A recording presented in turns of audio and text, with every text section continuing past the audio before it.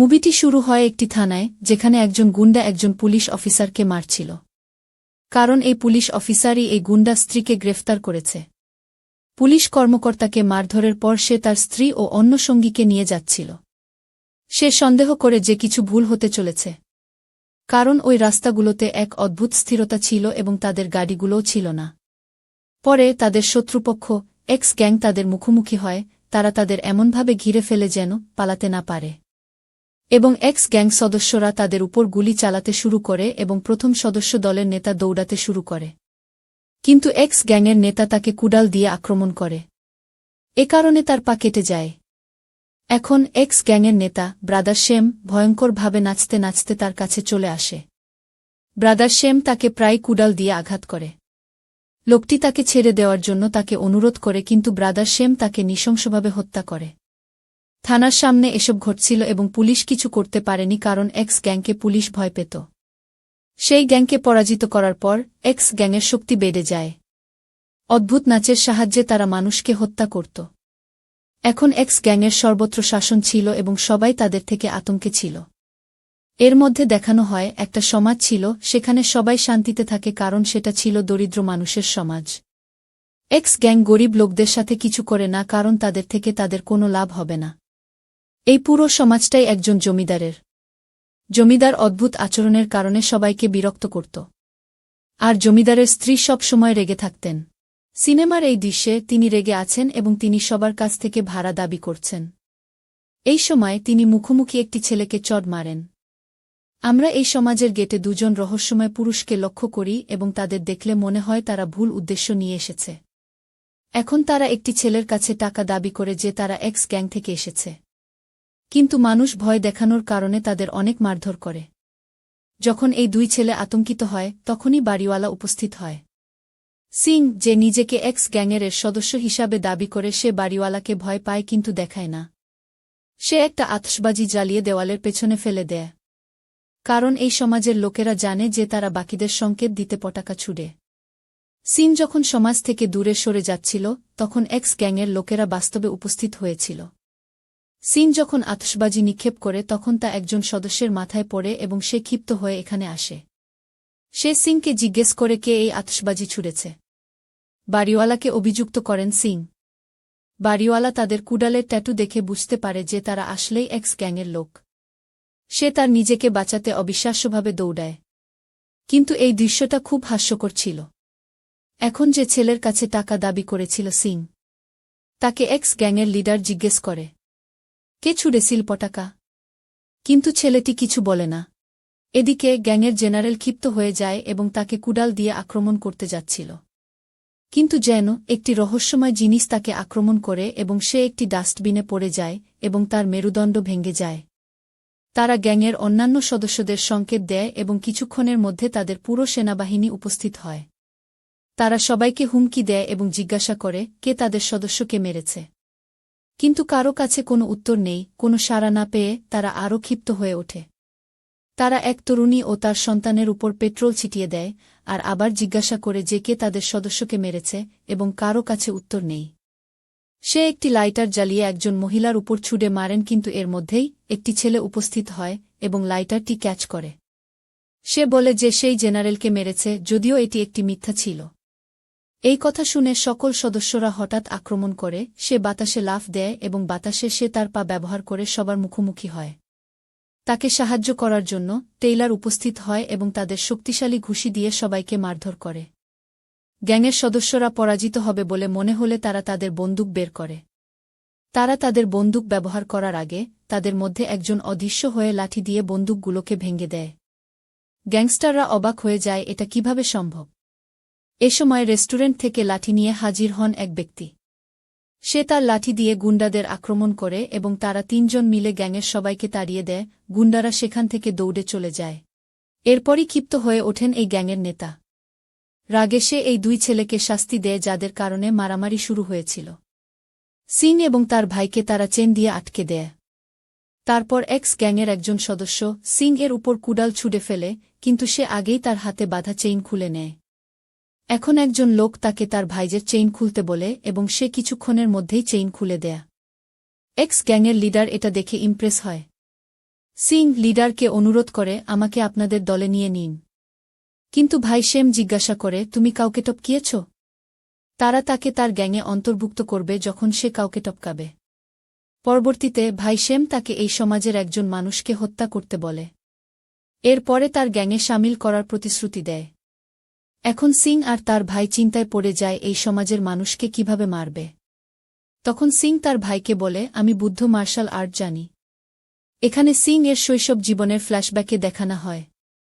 সেখানে সে একজন পাগল বাবার সাথে দেখা করেছিলেন যিনি তাকে একটি বই উপহার দিয়েছিলেন এবং বলেছিলেন যে তুমি যদি এই বইটি পড়ো তবে তুমি সবচেয়ে শক্তিশালী হবে।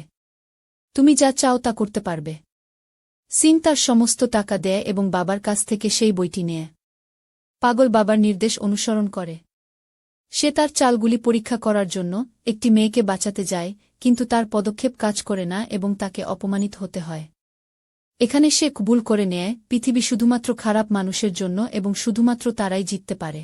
তবে সিং দুষ্ট লোক হওয়ার সিদ্ধান্ত নেয় এবং সে অনেক উপার্জন করবে মনে করে।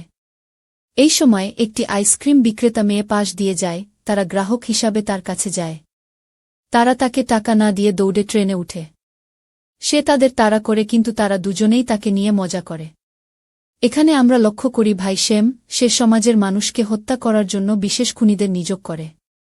এক্স গ্যাংয়ের নেতা তাদের থেকে প্রতিশোধ নিতে চায় যারা তাদের লোকজনদের আক্রমণ করেছে। এখন যে খুনিদের ভাড়া করে তারা অন্ধ। এর মানে তারা বাদ্যযন্ত্রের সাহায্যে মানুষকে হত্যা করে। রাতে তারা টার্গেটেড সোসাইটিতে গিয়ে নির্দিষ্ট অবস্থানে বসে। এখানে একটি ছেলে তাদের লক্ষ্য করে যে একটি মেয়েকে বাঁচিয়ে লড়াই শুরু করেছিল। কিন্তু সে রহস্যময় মানুষদের অবহেলা করে আরও এগিয়ে যায়। খুনিরা তাদের বাদ্যযন্ত্র বাজিয়ে শব্দের সাহায্যে ছুরি বের করে। ছেলেটি পিছনের দিকে তাকালে সমস্ত ছুরি তাকে আঘাত করে এবং সে মারা যায়। এখন তাদের মিশনে আরও দুইজন ছিল। একজন ছিলেন টেলর এবং অন্যজন ছিলেন রেস্টুরেন্টের মালিক। খুনিরা টেইলারকে অনেক মারধর করে এই উদ্দেশ্যে যেন তারা তাকে হত্যা করতে পারে। কিন্তু টেইলার ছিল খুব শক্তিশালী এবং দুপক্ষের মধ্যে লড়াই শুরু হয়। মারামারির সময় সোসাইটির মালিক তারা দুজনই বেরিয়ে আসে। তারা খুনিদের বলে সঙ্গীত বন্ধ করার জন্য। পরে সঙ্গীতশিল্পীরা আবার তাদের স্থিতি নেয়া। এখানে টেইলারকে সাহায্য করতে রেস্টুরেন্টের মালিক একটি বড় লাঠি নিয়ে আসে। কিন্তু খুনিরা তাদের দুজনকে বাদ্যযন্ত্র দিয়ে আক্রমণ করে প্রায় নিহত করে। এ সময় একটি বিশাল আওয়াজ তাদের বাদ্যযন্ত্র প্রতিরোধ করে। খুনিরা লক্ষ্য করার পরে তারা বুঝতে পারে যে এখানে অন্য কেউ রয়েছে, যে টেইলার এবং রেস্টুরেন্টের মালিকের চেয়ে শক্তিশালী। এই সময় খুনিরা টেইলারকে হত্যা করে। এখানে আমরা জানি যে অবিশ্বাস্য আওয়াজটি ছিল বাড়িওয়ালার স্ত্রীর, যিনি তাদের চেয়ে বেশি শক্তিশালী ছিলেন। খুনিরা আবার বাড়িওয়ালাকে আক্রমণ করার জন্য তাদের অবস্থান নেয়, কিন্তু বাড়িওয়ালা উপস্থিত হয়। সঙ্গীতশিল্পীরা হাল ছেড়ে দেয় না এবং আবার তাদের যন্ত্র ধরে রাখে। তারা এমন শব্দ তৈরি করে যা থেকে রাক্ষস উৎপন্ন হয়। সেই রাক্ষসরা ছুরি নিয়ে ভদ্রমহিলা ও জমিদারের উপর আক্রমণ করে। ভদ্রমহিলা আবার চিৎকার করে এই রাক্ষসদেরও ভেঙে ফেলে এবং সঙ্গীতশিল্পীদেরও মেরে ফেলে। এখানে আমরা লক্ষ্য করি টেইলার এবং রেস্টুরেন্ট এর মালিকের মৃত্যুতে বাড়িওয়ালা আর তার স্ত্রী এবং সমাজের অন্যরা অনুতপ্ত হয়, কারণ তারা তাদের রক্ষা করতে পারে না। অন্যদিকে আমরা লক্ষ্য করি সিং এবং তার ভাইকে ভিক্ষুক হিসাবে ট্রেন থেকে ঠেলে দেন। এখানে তারা আবার আইসক্রিম বিক্রেতাকে লক্ষ্য করে। তারা তার কাছে যায় এবং মেয়েটির কাছে টাকা চায়। যখন সে প্রত্যাখ্যান করে তখন তারা তার বক্স খুলে টাকা নিয়ে নেয়। তারা বুঝতে পারে যে সে কথা বলতে পারে না। তখন মেয়েটি সিংকে মনে করিয়ে দেয় যে সেই একই মেয়ে যাকে সিং শৈশবে উদ্ধার করেছিল। কিন্তু সিং তার চকলেট ভেঙে দেয় এবং তাকে ইগনোর করে। সে আরও এগিয়ে যাওয়ার সাথে সাথে এক্স গ্যাংয়ের লোকেরা উপস্থিত হয়ে তাদের ধরে নিয়ে যায়। তারা তাদের ধরার উদ্দেশ্য বলে। তারা তাকে বলে যে সে এক্স গ্যাংয়ের সদস্য। এক্স গ্যাংয়ের সদস্য হিসাবে তাকে মানসিক হাসপাতাল থেকে একজন লোককে আনার দায়িত্ব দেওয়া হয়। তাদের নির্দেশ অনুযায়ী সিং সেখানে গিয়ে একটি বড় লকার খোলে। সেখানে সে দেখে একজন বৃদ্ধ লোক টয়লেটে বসে খবরের কাগজ পড়ছেন। সে এই লোকটিকে বলে ভাই শেম আপনাকে নিয়ে যেতে বলেছে। এই বৃদ্ধ আসলে একজন খুনি। সবাই তাকে খুনি নাম্বার 1 বলে চিনে। ভাইসেম তাকে বাড়িওয়ালা এবং তার স্ত্রীকে হত্যা করার জন্য খুনি নাম্বার 1কে হাসপাতাল থেকে নিয়ে আসে। সে তার অপমানের প্রতিশোধ নিতে চায়। এখানে খুনির চেহারা এতই অদ্ভুত ছিল যে কেউ তাকে খুনি নাম্বার 1 বলতে পারে না। পরীক্ষা করার জন্য ভাই শেমের একজন লোক তার দিকে বন্দুক ধরে। কিন্তু খুনি নাম্বার 1 তার থেকে বন্দুক নিয়ে নিজেকে গুলি চালা। তারপর আঙ্গুল দিয়ে গুলি ধরে এবং নিজেকে একটি খুনি প্রমাণ করে। খুনি উঠে দাঁড়ায় এবং তার অবিশ্বাস্য ক্ষমতা ব্যবহার করে এবং তার পা দিয়ে একটি টেবিলে আঘাত করে। টেবিলের পাশাপাশি মাটি ও দেয়ালও ভেঙে যায়। এ কারণে ক্লাবে লোকজন আতঙ্কিত হয়ে পড়ে। কিন্তু এখানে আমরা লক্ষ্য করি দুজন লোক শান্তভাবে বসে আছে, তারা বাড়িওয়ালা এবং তার স্ত্রী। তারা তাদের সমাজকে বাঁচাতে ভাই শেমকে হত্যা করতে আসে। তারা ভাই শেমকে একটি বিশাল ঘণ্টা ইঙ্গিত করেন। তারা বলে, ভাই সমষ্টির জন্য এই উপহার। ভাই শেম এই বেল দেখে আরও ক্ষিপ্ত হয়ে ওঠে। বাড়িওয়ালা ক্ষিপ্তভাবে টেবিলটি স্পর্শ করে এবং টেবিলটি ভেঙে খুনিকে আঘাত করে। কিন্তু খুনি আক্রান্ত হয় না। অন্যদিকে বাড়িওয়ালারা তার পায়ে আঘাত করলেও তার উপর কোনো প্রভাব পড়ে না। যখন তারা লক্ষ্য করে যে খুনিকে আঘাত করার কোনো ফলাফল নেই, পরে দুজনেই খুনির উপর হামলা করে। এক ঘুষিতে খুনি তাদের ছুঁড়ে ফেলে। পরে আমরা লক্ষ্য করি খুনি তার মার্শাল আর্ট দিয়ে তাদের উপর হামলা করে। তারাও একই গতিতে প্রতিরক্ষা করেন। পরে তারা ক্ষিপ্ত হয়ে ওঠে এবং খুনিকে হত্যা করতে তারা চিৎকারের কৌশল ব্যবহার করে। চিৎকারের ঘণ্টার বিশাল প্রতিধ্বনিতে সেখানে সবকিছু ভেঙে যায় এবং খুনিও খারাপভাবে আহত হয়। সবকিছু আবর্জনা হয়, খুনি আশ্চর্যজনকভাবে বেঁচে থাকে। সে ক্ষিপ্ত হয়ে তাদের উপর হামলা করে। কিছু সময়ের মধ্যে তারা তিনজনে একসঙ্গে আটকা পড়ে। এখন ভাই শেম সিংকে বলে বাড়িওয়ালা এবং তার স্ত্রীর উপর আক্রমণ করতে এবং বারবার বলতে থাকে। তখন সিং ক্ষিপ্ত হয়ে ভাই শেমকে আঘাত করে। আর সিং ভালো মানুষ হয়ে উঠে এবং সে তাদের পরিবর্তে খুনিকে আঘাত করে। খুনি ক্ষিপ্ত হয়ে ওঠে এবং তাদের পরিবর্তে সিংকে মারতে শুরু করে। এটা দেখে বাড়িওয়ালা আর তার স্ত্রী সিংকে নিয়ে দৌড়ে চলে যায়। খুনি অবাক হয়ে যায় যে তার সাথে কি হয়েছিল। বাড়িওয়ালা আর তার স্ত্রী সমাজে সিংকে নিয়ে আসে। আমরা সম্পূর্ণরূপে দেখি সিং এখন ব্যান্ডেজ দিয়ে মোড়ানো এবং সে শীঘ্রই সেরে উঠে। কল্পনার বাইরে কয়েক মিনিটের মধ্যে সিং এর সমস্ত ব্যান্ডেজ ভেঙে যায়। এখন আমরা বাইরে সিংকে লক্ষ্য করি, যেখানে খুনি সমাজে তার দল নিয়ে আসে। এখানে খুনি এবং সিং এর মধ্যে একটি লড়াই হয়। আমরা জানতে পারি যে সিং শক্তিশালী, কিন্তু খুনি তার থেকে অধিক ছিল। সিং গুন্ডাদের খুব খারাপভাবে আক্রমণ করছিলেন।